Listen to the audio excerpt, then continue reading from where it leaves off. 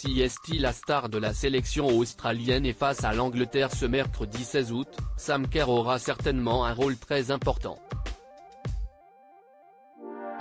Dans son autobiographie, la footballeuse a révélé avoir été obligée de se faire passer pour un garçon pendant sa jeunesse et cela pour une très bonne raison.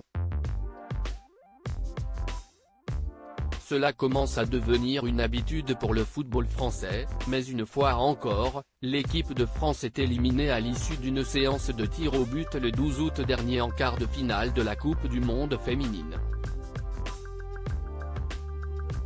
Une défaite cruelle pour les joueuses d'Hervé Renard, opposées au pays hôte, l'Australie. Une équipe qui a démarré sans sa star, Sam Kerr, avant qu'elle ne fasse son entrée en deuxième période et qu'elle ne marque son tir au but à la fin. Une joueuse fondamentale pour son équipe, considérée comme l'une des meilleures de la planète et qui évolue actuellement en Angleterre, dans le club de Chelsea. Un pays qu'elle va d'ailleurs rencontrer ce mercredi 16 août, en demi-finale de la compétition, et CST toute l'Australie qui poussera derrière sa star pour atteindre la finale et rejoindre l'Espagne.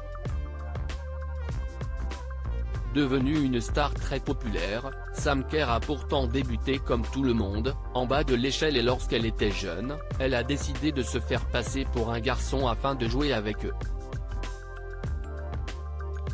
Je savais que je serais la seule fille de l'équipe, mais ça ne m'inquiétait pas du tout. Je ne voulais pas qu'ils me traitent différemment parce que j'étais une fille. Je me souviens que l'un des garçons a pleuré lorsqu'il a appris la nouvelle, raconte-t-elle dans son autobiographie, My Journey to the World Cup. Une supercherie qui a duré près de 6 ans, avant que certaines contraintes ne deviennent trop importantes pour la sportive de 29 ans.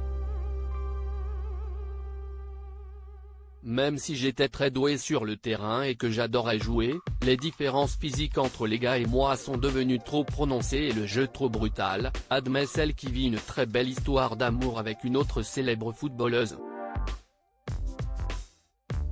Un choix surprenant, mais guidé par son amour pour le football, puisqu'il n'existait pas d'équipe féminine dans sa région à l'époque. Une drôle d'histoire qui s'est achevée de manière brutale pour la jeune femme. Un jour, je suis rentré d'un match avec un nouvel œil au beurre noir et une lèvre ensanglantée. C'est à ce moment-là que mon père et mon frère m'ont dit, non, ça n'arrivera plus. Ils m'ont dit qu'ils étaient désolés, mais que je n'avais plus le droit de jouer au football. Je comprenais les raisons, mais j'avais le cœur brisé, raconte-t-elle en conclusion.